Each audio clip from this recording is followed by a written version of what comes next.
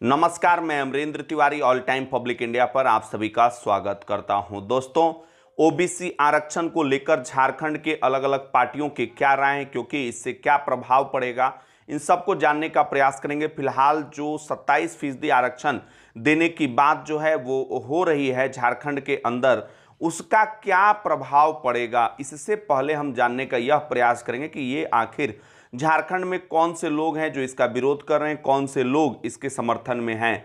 साफ तौर पे कल जिस तरीके से कांग्रेस का धरना रहा राज्यपाल भवन के सामने, राजभवन के सामने, उसके बाद कहीं ना कहीं बीजेपी ने सवाल उठाया है कि जब सत्ता में वो हैं तो आखिर धरने पे क्यों बैठ रहे हैं। यानी कि जातिगत जनगणना को भी से अगर जोड़ के आप देखिए तो पिछले दिनों आप सभी को पता होगा कि हेमंत साहब ने प्रधानमंत्री मोदी से मिलने का समय मांगा था, लेकिन प्रधानमंत्री कार्यालय की तरफ से मिलने का समय जो है अभी नहीं दिया गया है। तो उनको बोला गया कि वो गृह मंत्री के समक्ष जो है अपनी बातों को रखें। इससे पहले आपने देखा सरना धर्म कोड पर भी सर्वदलीय जो है एक दल ले जाने की बात कही गई थी। उसके बाद ये तमाम चीजें चल रही है। कहीं ना कहीं झारखंड में जो रोजगार का मुद्दा है वो पीछे छूट रहा है और शायद हेमंत सोरेन साहब, जो कि झामुमो और कांग्रेस की नजर में सबसे मजबूत चीफ मिनिस्टर हैं, उनके लिए भी एक सवालिया निशान पैदा कर रहा है। तो सवाल यह उठता है दोस्तों कि क्या रोजगार के मसले को उलझाने के लिए ये तमाम मुद्दे इस वक्त उठाए जा रहे हैं, या फिर आपको लगता है कि जी हां, इन मुद्दों पर जल्द से जल्द कोई ठोस परिणाम आना चाहिए। आप लोग बताइएगा दोस्तों कि क्या रोजगार जरूरी है या फिर पहले ये सारे मुद्दे जरूरी हैं। रोजगार अगर जरूरी है तो उसका सबसे महत्वपूर्ण मुद्दा दो मुद्दा है। दोनों मुद्दे के बारे में हम आपको बता देते हैं। एक स्थानीयता का मुद्दा और एक जो है 1932 खतियान का मुद्दा कह सकते हैं, और नियोजन नीति का मुद्दा।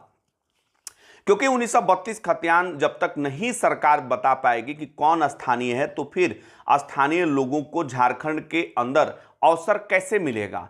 क्या सिर्फ नियोजन नीति में जो शुरुआती तौर पे कहा गया है कि यहां पर पढ़ने वाले और भाषाओं को लेकर भी जो बात कही गई है, इस पर एक आम राय क्या कांग्रेस पार्टी और जेएमएम में बन चुकी है।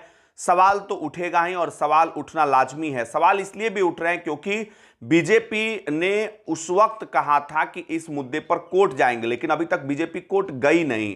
आखिर क्या चाहती है बीजेपी? जब उस मुद्दे को आगे और बढ़ाया जाए तब जाकर वो कोर्ट जाएगी।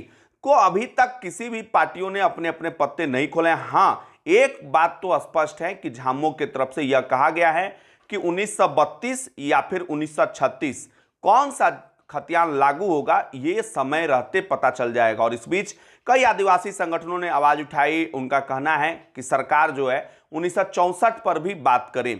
तो मुझे लगता है कि एक तरीके से यह तो स्पष्ट हो गया है कि हेमंत साहब के सामने एक बड़ी चुनौती है, लेकिन आम जनता में लोकप्रियता बनाए रखने के लिए जो उनका सबसे प्रमुख वादा था 5 लाख युवाओं को रोजगार देने का, वो टाई फिस होता हुआ अभी दिख रहा है। हालांकि कई योजनाओं की शुरुआत झारखंड में हो रही है। अलग अलग योजनाओं के माध्यम से हेमंत सरकार चाहती है कि वो राज्य के अंदर अपनी मजबूत उपस्थिति को दर्ज कराए, लेकिन सवाल तो उठेंगे ही, और सवाल उठने लाजमी भी हैं। फिलहाल के लिए इतना ही दोस्तों, लेते हैं आपसे इजाजत। फिर मिलेंगे नए अपडेट के साथ। तब तक के लिए नमस्कार, जय हिंद, जय भारत, जोहार झारखंड, जय झारखंड।